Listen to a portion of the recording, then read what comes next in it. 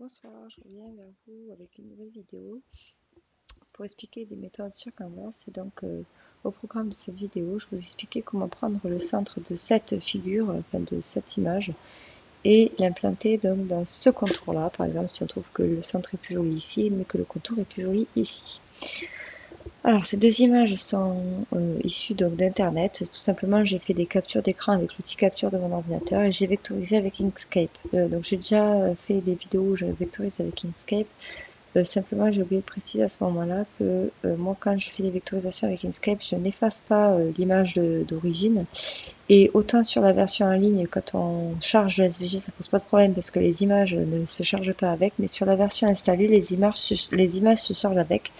Et donc, j'ai déjà vu des problèmes de certaines personnes qui n'arrivaient pas à manipuler parce qu'en fait, ils manipulaient pas la vectorisation, mais l'image. Et donc, du coup, ça posait problème. Donc, quand vous êtes sur Canvas installé, regardez dans les couches de votre fichier, histoire que vous puissiez effacer toutes les images s'il y en a. Alors, ce soir, l'outil diviser est notre ami. Donc, je vais venir créer ici un carré, donc un peu plus grand que la figure de départ. Hop. Et donc celui-là, je vais le copier et le coller deux fois puisque je vais en avoir besoin. Alors, je vais venir ici, hop, diviser. Donc ça, je peux l'effacer, j'en ai pas besoin. Donc ici, je vais venir sélectionner donc les quatre éléments qui forment mon centre. Et j'oublie pas le petit espace entre les pattes de l'oiseau. Et je vais les grouper. Ça me permet donc de libérer mon centre et de pouvoir après l'implanter n'importe où. En fait, ça crée comme un négatif de la figure, un négatif de l'oiseau. Alors, ici, il y a un peu plus de travail, mais vous allez voir que c'est pas non plus impossible. Alors, ici, je vais venir donc pareil, diviser. Alors, ça, surtout par contre, le réflexe que j'ai eu tout à l'heure, donc, alors attendez, parce que mon carré était un peu bas, voilà. Le réflexe que j'ai eu tout à l'heure, première chose que je prends, c'est je prends ça et je supprime. Surtout là, vous le supprimez pas parce que vous allez en avoir besoin.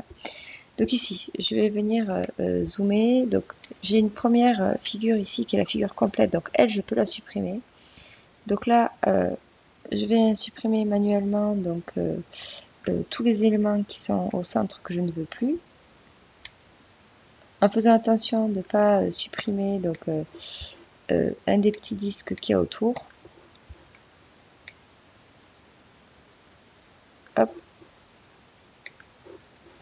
là.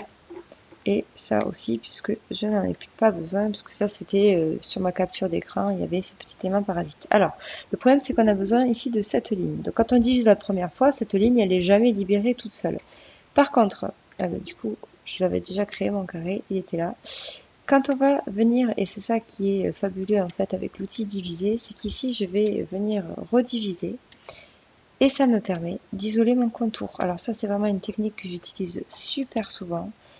Franchement, ça simplifie la vie quand on fait des manipulations sur des images trouvées sur Internet. Alors, surtout ici, je vais venir tout grouper. Et ici, je sélectionne les deux et je vais venir tout centrer horizontalement et verticalement. Et donc, ça me permet d'avoir créé mon contour. D'accord Donc ici, je vais prendre ma figure. Et donc, quand je suis là, je me rends compte qu'elle est un peu trop petite. Donc, je vais venir l'agrandir. Donc je compare à peu près, si ça me convient, je vais faire la même chose, je vais centrer horizontalement et verticalement. Alors, d'un point de vue de la découpe, je pourrais tout grouper et m'arrêter là, envoyer ça à la découpe, ça fonctionnera très bien. Par contre, si je veux avoir une idée de ce que ça donne en couleur, ici, si je passe le fichier en couleur une fois que j'ai groupé, vous allez voir ce qui va se passer. Donc, je vais avoir ici tout qui va se mettre forcément en couleur, puisque c'est la pièce la plus grande qui va prendre la couleur.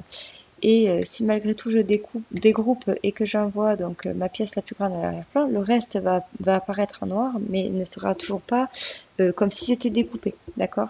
Donc c'est pour ça qu'ici c'est pas la découpe qu'il faut utiliser, enfin c'est pas grouper qu'il va falloir faire, c'est enlever, d'accord? Et donc là quand j'enlève, du coup mes éléments ils sont plus séparés, j'ai plus trois éléments mais tout est en un seul morceau. Et là je vois bien ce que ça donne donc une fois que je vais découper mon fichier. Voilà. Donc j'espère que cette vidéo vous aura été utile et je vous dis à bientôt pour une nouvelle vidéo.